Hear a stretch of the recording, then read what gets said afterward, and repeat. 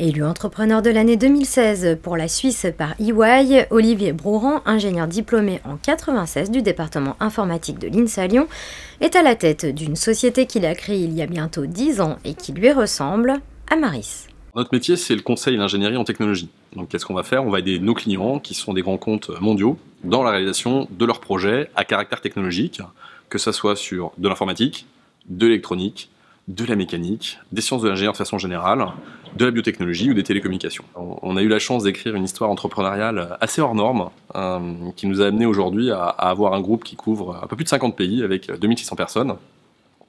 Et cette aventure que j'ai écrite avec Olivier Tisser, qui a également fait l'INSA, lui en génie civil, personne n'est parfait, alors que moi j'étais en IF, bien sûr, bien mieux. Cette histoire entrepreneuriale, effectivement, on l'a démarré sur un constat qui était assez simple. Après avoir travaillé pendant 10 ans dans des grands groupes, on s'est dit que on avait envie d'être indépendant. On n'avait plus envie d'être guidé par les diktats de la bourse. On n'avait plus envie de prendre des décisions qu'on trouvait aberrantes, qui répondaient à une logique de court terme, de quarter, de trimestriel ou de semestriel. Voilà comment c'est venu. Et donc on s'est dit, on va monter un groupe international à grande échelle et en y mettant comme valeur numéro 1 l'indépendance et derrière en déployant au niveau mondial une organisation qui nous permettrait d'être différents. Voilà comment on arrive à aujourd'hui ce prix. 50 pays, 2600 salariés, 14 millions d'euros de chiffre d'affaires, Amaris compte 75 nationalités parmi ses équipes et présente une caractéristique, la moyenne d'âge de ses salariés, 31 ans pour le groupe, 27 pour le staff. Mais aux âmes bien nées, la valeur n'attend point le nombre des années, n'est-ce pas? Les associations à l'INSA, c'est quelque chose d'extrêmement formateur. Et on s'est rendu compte finalement qu'avec pas grand-chose, et en étant très jeune, on arrivait à faire des choses assez géniales. J'ai eu la chance aussi qu'on me confie des responsabilités quand j'ai démarré ma carrière. Et donc du coup, forcément, c'est quelque chose qui reste ancré dans l'ADN. Et ça fait partie des phénomènes de la chance, mais les millennials, la génération Y, aujourd'hui est friand de ça, est friand de responsabilisation, est friand d'autonomie, est friand d'indépendance.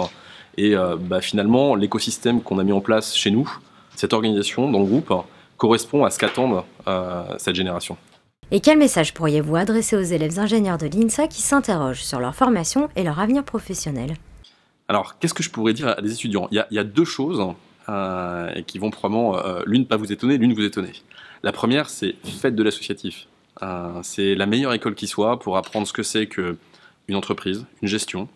Apprendre aussi comment on fait quand on n'a pas d'abondance, qu'il faut se débrouiller. À l'époque, la devise des 24 heures, c'était quand c'est gratuit, c'est moins cher. Et c'est quelque chose qui, effectivement, nous a appris à se débrouiller.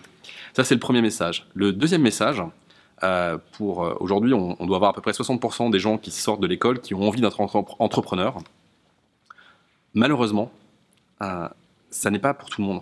Donc, avant de vous lancer, réfléchissez bien à ce que vous voulez faire, pourquoi vous voulez le faire, c'est quoi le projet de vie, qu'est-ce qu'il y a derrière, quelles en sont les contraintes et qu'est-ce que vous voulez réellement avoir de ça. On peut aussi tout à fait trouver des configs intrapreneuriales qui répondent à un désir d'entreprendre. Les gens mélangent souvent le désir d'entreprendre avec le fait d'être entrepreneur. C'est pas pour tout le monde, même si c'est génial.